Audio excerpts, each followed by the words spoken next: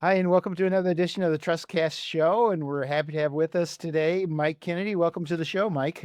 Thanks. Happy to be here. So, Mike spent 15 years helping builders beat construction defect claims against homeowners, and then switched sides completely, and now uses everything he learned to defend the building owners, recover losses from builder defects. Mike, what was the moment you realized that maybe you were on the wrong side? Well, first there was a few years of, you're working for insurance companies when you're defending the builders because the builders have insurance who hire their lawyer for them. And, the insurance companies are constantly auditing your bills and not approving this charge and that charge, no matter, how great a job you're doing for them.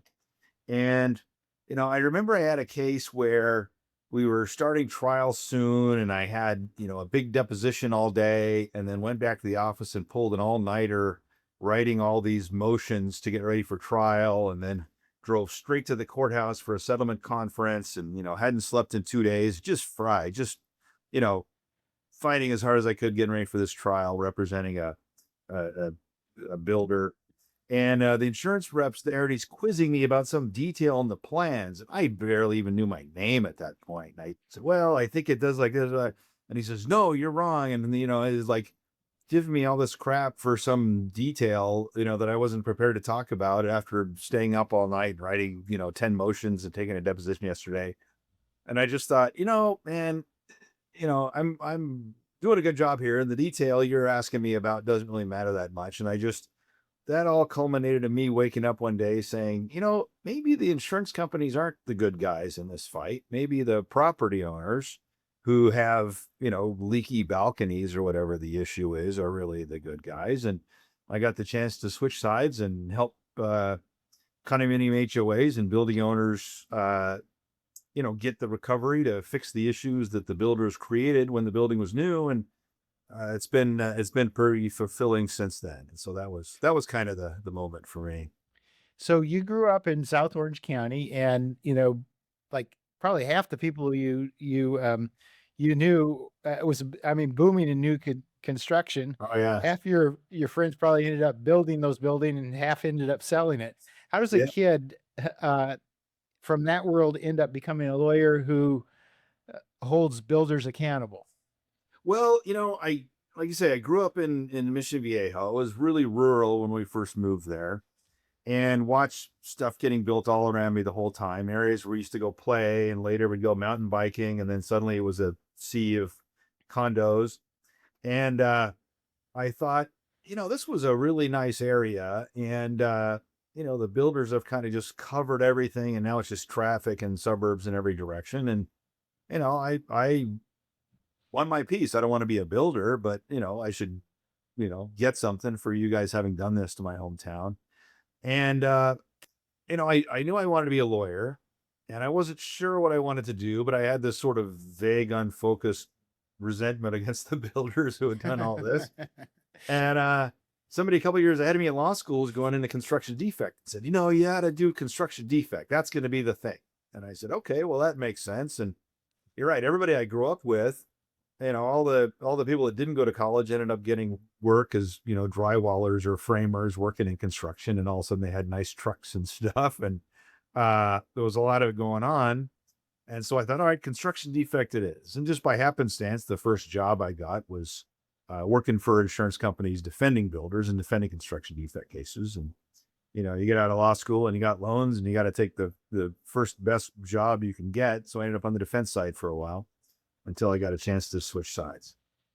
So I'm going to ask some questions from the perspective of an HOA president. So you just got water intrusion showing up in 3 units. How do I know if that's a maintenance issue that we just have to fix, or a construction defect we can make the builder pay for?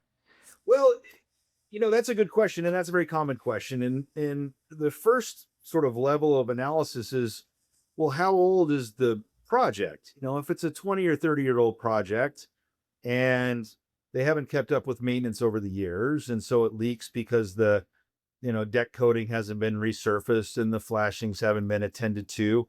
All right, well, it's time to bite the bullet and keep up with the maintenance. You haven't been keeping up with the maintenance, so the building system's deteriorated, and that's why you got problems or roof leaks or whatever it is. But if it's a 5-year-old building, that's not from lack of maintenance. Maintenance doesn't correct the original construction issues. And, the building should be watertight. That's what the building code says. And that's what the building standards in California say. And so if a new building leaks and the statute of limitations is 10 years, that's going to be a construction defect. There aren't maintenance issues to keep the building watertight in that new of a project. So if I have an 8-year-old building, am I still within the window? So is it 10 years at the solid window? After 10 years and one day, you can't come back after them? Yeah, for most claims, it's 10 years. There are some shorter statutes of limitations, some plumbing issues and unit-to-unit noise transmission and landscaping and stuff. But the big ticket items, the water intrusion stuff, is all 10 years from the notice of completion. And so that's something the builder records when construction is complete. And a lot of HOAs don't know exactly when their 10-year clock starts, but that's something that we can check pretty easily. That's a recorded document. So I have a kind of a question that kind of came to mind. Does it ever get sticky when you have a jurisdiction and then they say, well, wait a minute, we had this all inspected and everybody said that this was perfect at the time. So isn't the city liable? Does the city have some liability, or the jurisdiction that you're in, the county, whatever? Yeah, we also get that question all the time. The answer is no, not really. It's just a non-factor. Legally, the fact that it was, signed off and approved by the city is inadmissible anyway. The building inspector is just making sure everything's complete and you didn't forget to put the roof on or forget to put the windows in and it's habitable to issue a certificate of occupancy. So we can't use it to say, neither side can use it to say, as part of the claim or defense.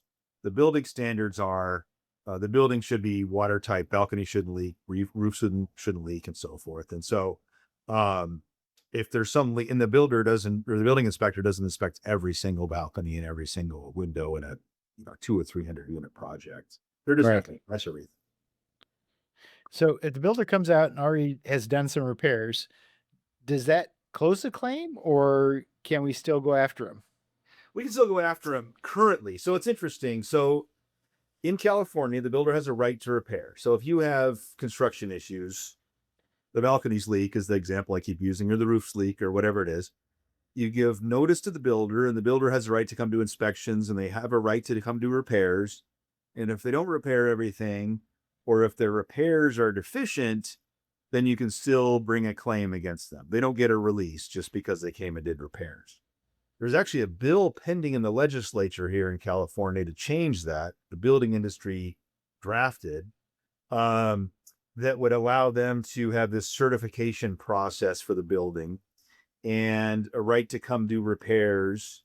And then 1 year after that, your ability to bring a claim would be cut off. The original draft of the bill would result in a release if they did any repair, and you can't question the repairs they did. Now there's a 1 year waiting period before the claim is cut off. And the concern is, especially to the original version, all right, well, you've got, 200 leaking balconies and stucco cracks everywhere, and the builder comes and puts a coat of paint on it and calls it good. And now you can't go do anything. They don't have any motivation to really fix anything if the claim's cut off. So we were able to, and I work with some trade industry groups, that do some meeting in Sacramento with legislators and talk about pending bills for the HOA industry. We're able to get that 1 year period at least to check and make sure everything's going to work. There are still some pretty serious problems with that bill, but we'll see how it goes. We've got a few more months to tweak it before the governor has a chance to sign it into law. So you've become an involuntary lobbyist? Sort of, yeah. There's, we work with, trade industry groups, and I've been serving on the legislative services committee of one of those trade industry groups for a number of years. And every year there are 4, 5, 6 bills that affect HOAs in California. And so we will work to say, okay, well, this one's a good idea, this one's a bad idea, and tweak them a little bit because, the legislators are trying to do things that make sense to address housing affordability, right? Housing affordability is the number one issue in every district in California. And so they're Right. trying to do things to make housing more affordable and accessible to people. But sometimes they do things from a positive motivation. They're just a bad idea. And so Right. we're pretty active in helping them understand that. So that's a little something I do on the side. So do you think, yeah, I on the side. Yeah, in my spare time. How many hours does that take? But that's not a question. That's just a rhetorical statement more. So has your 15 years on the other side, does that give you some insight in maybe how to handle a particular situation? Yeah, I think so. I think I got a lot of insight into what motivates an insurance carrier to want to settle the case and what doesn't. And kind of what their analysis is on their side, when they receive a claim. So they get a new claim in and they're assessing, okay, well, what's the settlement value of this case? What's the judgment range of this case? And what's it going to cost to defend this case? Right. And the insurance adjusters' performance reviews are based on, how long their claims are open and are they settling the case for what they predicted it would cost? They assess the settlement value in the beginning. Is that what it really cost to settle, or did you pay a lot more or a lot less? And so knowing that and knowing what motivates them and what doesn't motivate them, and some of the things that other firms do representing HOAs to kind of mess with the insurance companies that just make it harder to settle the case, that are counterproductive. I find that insight, pretty helpful. The number one thing for them is to be able to predict what the value of the case is going to be at the very beginning.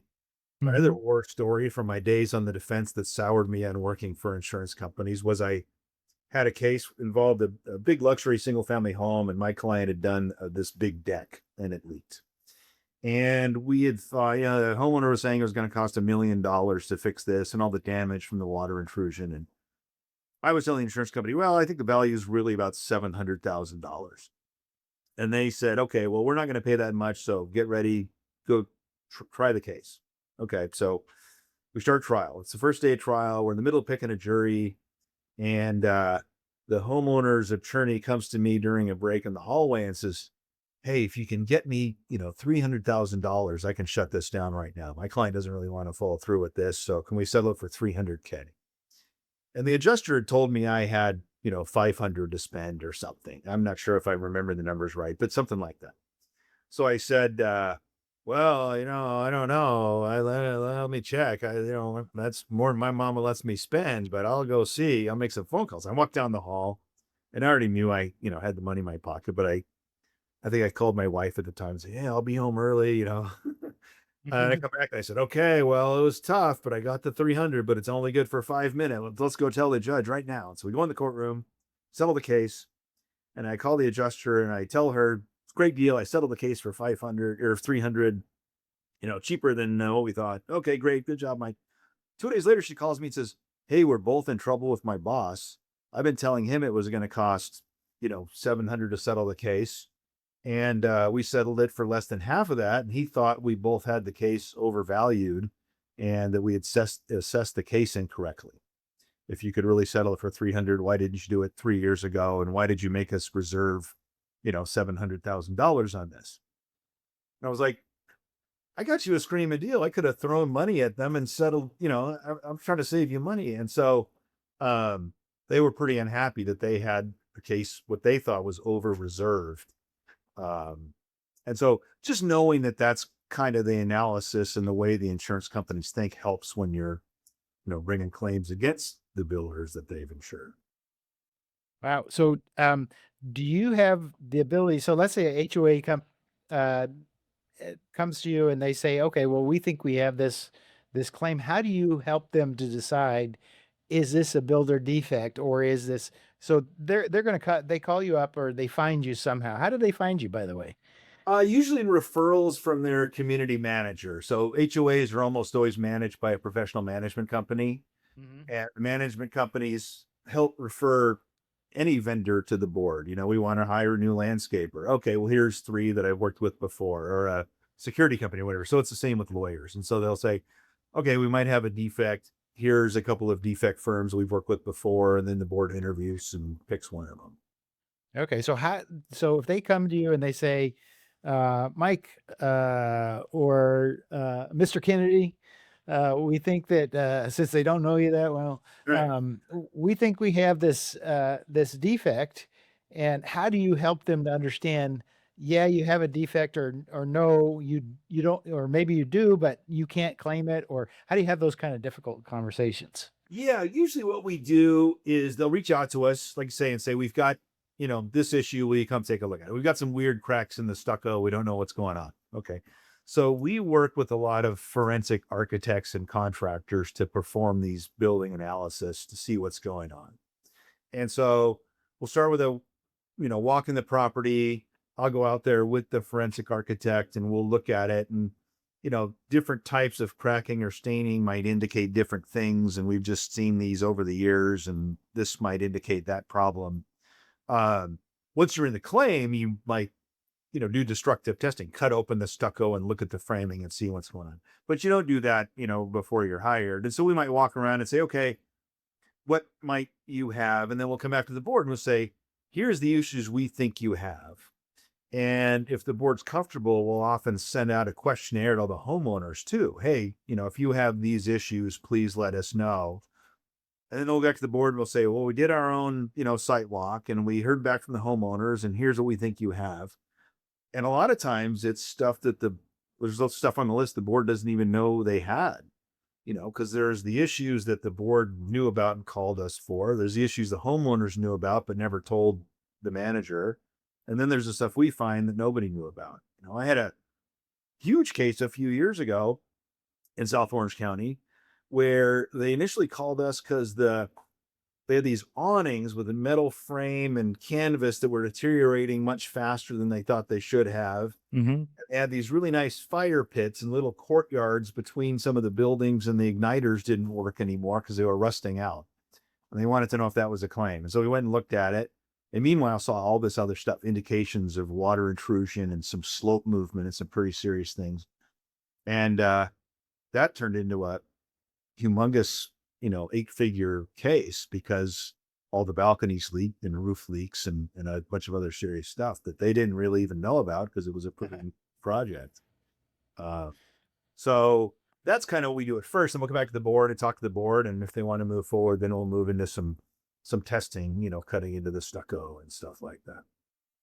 So do you keep like a forensic architect in your hip pocket as, as your go-to, or do you have to pay a retainer, or because you work so closely with them that they just will come along on the come, kind of like you probably do on the come? Yeah, it depends on the relationship. Yeah, usually the first peak, they'll come, walk it with us and we'll look at it and hopefully we can talk them out of billing it for us. And once we're in the claim, they charge hourly. There's a few different ones we work with. You try to pick one that does a good job and is organized and gets you their reports on time and makes a good witness, because they get their deposition taken. And if you go to trial, they've got to testify in front of a jury. And so, and sometimes the real good ones are too busy. And so there's a few different ones we work with on a pretty regular basis. So when you so let's say a homeowner in a community is calling the HOA and they're screaming they need emergency repairs right away, and you're telling them don't touch anything. How do you explain that to the really pissed off resident? Well, if it's an emergency, a plumbing leak or it's, a big storm and water's pouring into the living room, you know, yeah, fix it, right away. But then, we want to come out on Monday and look at it. If, because of this builder's right to repair thing, you can't go do repairs and just hand the builder the bill. Hey, we had this problem and we fixed it and here's what it cost and give me the money, because they have a right to conduct repairs. But if it's an emergency, there's an exception to that. So, like I say, that's not that common, but it happens. And if it's, water's pouring in, in the middle of the night on Saturday night, they can do emergency repairs. And sometimes they call us and we have our contractors we work with go out and it might be, blue tarps on the roof or whatever, just to get us till next week. But yeah, we definitely help coordinate that stuff. So if the developer just calls and says, we'll fix this, we'll don't worry about that. You don't need any lawyers or anything like that. We'll come out and fix it right now. Should you just let them? Well, they always say that. Let them try. If they really come fix everything and the HOA doesn't need me, great. I mean, that's the best thing for the HOA. That's fine. I equate going through one of these claims and litigation is like surgery. If you have some big health challenge and you need surgery, do it. You have to do it. You have to face it. But just because I'm a surgeon doesn't mean everybody needs surgery, And so if the builder will come fix it, great. But if it's, a big widespread issue, they don't really do that because they have insurance for that. I often analogize it to if you get in a car accident, if you back into somebody in the supermarket parking lot and, crease their bumper, you might write them a check for $500 because you don't want to claim on your insurance, right? And it's fine. And you fixed it. There was no insurance claim. But if I'm looking at my phone and run a red line and T-bone somebody, I'm not writing somebody a check for that. I've got insurance for that. That's a lot of money. And at that point, I just hand it off the insurance company. So same thing. If there's, one little crack or the builder's subcontractor missed a little patch of stucco and they come fill that in, great. But if, 300 balconies leak and the framing's all rotten, they're going to let their insurance company handle that. So if the property manager says, we should just file a claim with the HOA insurance, is that a good way to do that? No, it's not really covered by the HOA's own insurance. First of all, because the loss wasn't caused by the HOA. The HOA's insurance is if, they have, a 30-year-old building, they didn't keep up with the maintenance and the roof's leak, then, that's something the HOA's own insurance should cover. But if it's a construction defect claim, that's not really what the HOA's insurance is for. And the other thing is in California, HOA insurance is all over the country. HOA insurance is astronomically expensive. It's gone up 400, 500, 600%, in some cases because of all the losses. There are fires in California and huge losses in Florida. And so there are carriers leaving the market and there are HOAs that can't afford their insurance. And so you don't want to go make claims when there's, somebody else who really should pay. And the HOA is the one that caused the loss. And so they shouldn't be the one that bears the cost. So let's say that you have a building that's having these problems and the builder has, went under, is not around anymore. This just happens. And then how do you proceed at that point? Is it just like, and there's no existing policy. There's the policy that was in existence at that time, let's say 8 years ago. Right. How do you prosecute that kind of thing? Those are tougher. That's not that common in the big condominium cases because those are big production builders whose names we all know, and they're around and they have lots of insurance. But it happens. You get some infill projects, in an urban environment where they built a smaller urban infill project with some LLC investor guys or something. If their insurance isn't there anymore, the next level is to try to go out to the subcontractors, just because the developer's gone, the framer and the waterproofer and the stucco sub, are all still around with insurance, hopefully. If nobody's around and there's no insurance, that's pretty rare. But if there's nobody to go, get the money from to fund these repairs, now it's going to fall back on the homeowners, unfortunately. Right. Right. So you got to try, because if you don't try, then the homeowners definitely are the ones that pay for the repairs. But it's pretty rare that there's nobody around. At least the subcontractors still around. So I'm going to ask you the tougher questions, and these are the questions that that your homeowners association will ask, and Yep. they say, "Well, how much is this going to cost us? The builder screwed this up. They screwed the pooch, and now it's costing us all here in the community, and our building is falling down around us. We need to do something. How much is this going to cost us?" Well, ideally zero. um, if you don't do a claim, it costs you whatever it costs to fix it. If it's $5 million, it costs you $5 million. Um, if you bring a claim against the builder, and you know, almost all the firms that handle these types of cases on, big condominium construction defect cases will do it on a contingency basis for a percentage of what it can recover.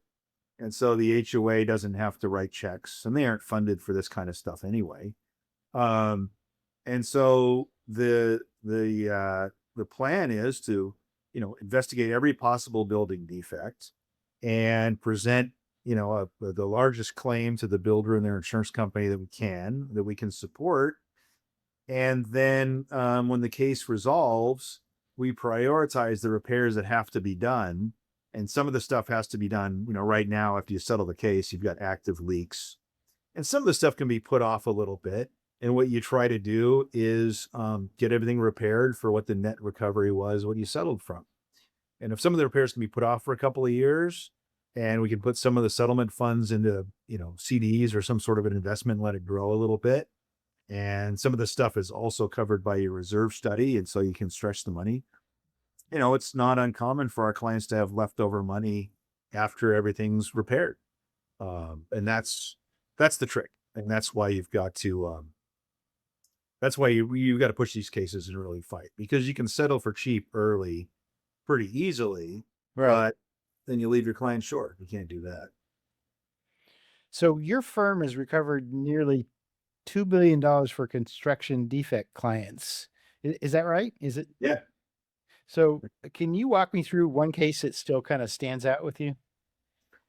Well, let's see. The one I mentioned, where they started with the fire pit igniters and the awnings, that was a big project in South Orange County.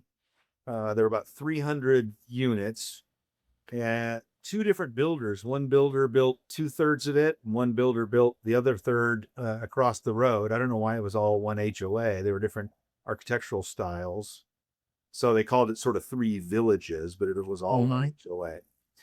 And so it was really interesting. And so we did the investigation, and we had to figure out what their problems were. And they had some windows leaking, and they had all the balconies leak, some roof leaks, and a little bit of soil movement. And this was in the middle of COVID when we were doing all the testing. So we had to worry about all that stuff, getting into people's units and stuff. And we were able to present these claims to the two builders, and one builder settled pretty quickly within, 6 or 8 months, I think it was. And then the other builder wanted to fight for a while, and we got right to the eve of arbitration.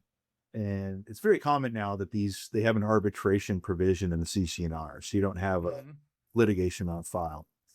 And, the builders like that, because they can kind of control the process a little bit. You don't get as much discovery. And I think it's okay. They go a little bit faster, and there's no public record of it. So it doesn't affect lending and stuff as much as, a lawsuit in the Superior Court does. And so we conducted this whole investigation. We put monitoring devices in the big graded slope to see how quickly the slope was moving. And a number of other issues. There were issues with the air conditioners and stuff like that. And we had a pretty restless homeowner group, because people were aware of some of these issues, and these were new homes and not cheap. It was a nice community. Right. And so we had to have a lot of town hall meetings and talk to everybody and walk everybody through that. And pretty smart and educated, membership, asking smart questions about, can we still sell, and what's this going to look like for us? And so we would have town hall meetings about every 90 days where we just talk to everybody and kind of explain what's going on.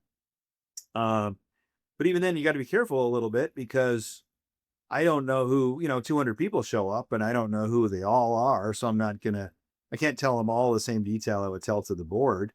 because I don't know if somebody works for one of the builders or, Right. information's out, the information's out. Um, but you got to balance out with keeping the membership pretty informed. And so we did that pretty often. There was a park nearby, and I'd bring coffee and donuts and do it on Saturday mornings, uh, and walk them through it. We did, multiple rounds of testing and got the other side with the other builder eventually settled, right on the eve of having to start the arbitration. They took us right up to the courthouse steps, as it were. And they eventually got everything repaired and I think addressed everybody's concerns. And they did have money left over at the end of their claim. And it was nice to get them all done. And that was the first big defect case in this brand new community in South Orange County. So it was kind of the first one the builders had seen in that area. But and it was nice because it was right near where I'd grown up. So when does a construction defect case go to trial versus going to arbitration? So it sounds like it's generally written into the contracts that it's you're going to go to arbitration, but can you go to trial, and why would you, or when would you? They can go to trial. The big huge condominium cases, they usually put it in the CC&Rs. You have to have arbitration, and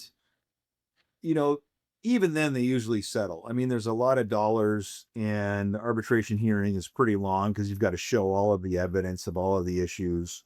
And just the cost to do that is so high that we usually wind up settling those. The ones that go to trial, it's more common in I also handle like high-end custom home against a builder kind of thing. Yep. And if somebody's being unreasonable, is the one where you go to trial. If you go to trial, somebody has not evaluated their case correctly, either me or the attorney on the other side. And that happens sometimes. I've had a few where we go to trial and the jury gets to decide. It's more common in some of these CC&R enforcement cases, other kinds of HOA cases that I also handle. Uh-huh. I had one a number of years ago when I was still on the defense side where they had been through a construction defect claim, condominium case, and the repair contractor did all the repairs, but they hadn't gotten enough the first time around. And so the HOA sued the repair contractor to say, hey, you didn't fix all this other stuff. And the contractor was like, well, we fixed what you hired us to fix. And if there was all those other issues you didn't recover money for in your first claim, and it wasn't part of our contract, that's not on us. And that case went to trial because the HOA didn't back down. They wanted to fix everything that was on their list, not just what they had actually recovered. And I defended the contractor in that case. We had a 4-week jury trial, and that was a defense verdict at the end of the case. The jury agreed. Contractor, you did all the stuff you were hired to do, and you did it all correctly. And there's all this other stuff that they didn't have the money for you to fix and didn't hire you to fix, and that's not your problem. And that was a pretty gratifying result. But that was where, they just, well, you don't get one side of the story, but I think they were being pretty unreasonable. Yeah, it sounds like it. Sometimes the juries just don't get it right, do they? No, I mean, they don't. I find that people that, serve on jury duty, they're trying to do the right thing and they're listening Right. and they're paying attention most of the time, but they'll just, key on something. There's so many other little factors in a trial other than just strictly what the evidence is. And the lawyers will live with a case for a couple of years and we know every detail, and I'm sure they're going to jump on this. And this is the most important thing. And you find out later the jury decided the case for some completely unrelated thing. And they'll get completely hooked on something that you didn't even really think of, And part of it is just they didn't like the lawyer, or some surprise happens when you're in the courtroom. Then, there's just a million little X factors that you don't think of until you've been through a few trials and realize what that stuff is. Look at the jury in the eyes and smile at them as they walk in the courtroom one at a time in the morning. Just a million little things that are going to move the needle. That's part of the fun of trial. It's this sort of dynamic environment where nobody really knows what's going to happen. But that's part of the reason why little scary, and maybe you want to settle the case because you don't really know what the jury's going to do. You know? Yep. So, yeah, I would think most of the insurance companies have done the calculation and say, well, here's the risk, and we're risk averse, so we want to settle in Exactly. the end. Right. The insurance business is the quantification of risk, right? How much risk am I buying? And a jury verdict's an unquantifiable risk because you don't know what they're Right. going to do. Yeah. So here, I got some rapid fire for you just for fun. So you raced sailboats from LA to Hawaii twice. I have, yeah. What does it feel like when you finally see land? It feels good. Start thinking about a shower. Yeah, a couple days out, you start picking up radio stations and you start seeing birds because you don't see birds or, get the radio in the middle of the ocean. And then, you start thinking about a freshwater shower and sleeping in a bed. Is what you start thinking about. Then you're getting to Hawaii. Oscar the Black Lab or a case win? Which one actually gets you out of bed of a bad mood faster? Oh, Oscar was a good boy. He's gone now, but he was a good boy. I think he was more steady. And current dog's Kira. She's a great dog too. And so dogs can bring a smile to your face every day. And a big win only happens a couple times a year, even if you're lucky. So Okay. So people like that. I like my dog too. So defense lawyers call you with a low ball opening number. What's your internal reaction to that the first second? no. Yeah. I think the thing that's kind of motivating is just I have like a BS detector, right? And if somebody's gonna give a lowball offer or they're just, hanging their hat on some stupid BS, it really makes me kind of dig in, and so and what's some little offer? The answer is just no, let's go to trial. Let's show the jury, let's just grind. I don't even want to hear, I sometimes I won't even, if it's really ridiculous, I won't even counter. I'll just say, okay, we're done. I don't even want to talk anymore. So tacos or burritos? So I have to ask, what's your order? Well, it depends. Gosh, you're gonna get me talking about taquerias. Tacos normally, but there's a couple of really good burrito places near our place too. So Yeah, I've spent some good time in Southern California too. So yeah. good Mexican food. So I think we're gonna wind it up right here. So if there's an HOA who's having an issue or thinks they might have an issue, what's the best way to get in touch with you? Probably my email, mkennedy@berdingwile.com, or I'm easy to find on LinkedIn or any other social media, or you can find any lawyer in California on the state bar website. But LinkedIn probably is the easiest place to find me without having to memorize my email address. Okay, thanks for coming on with us today, Mike. I enjoyed it. Thanks for the time. It's been a pleasure. Enjoyed it.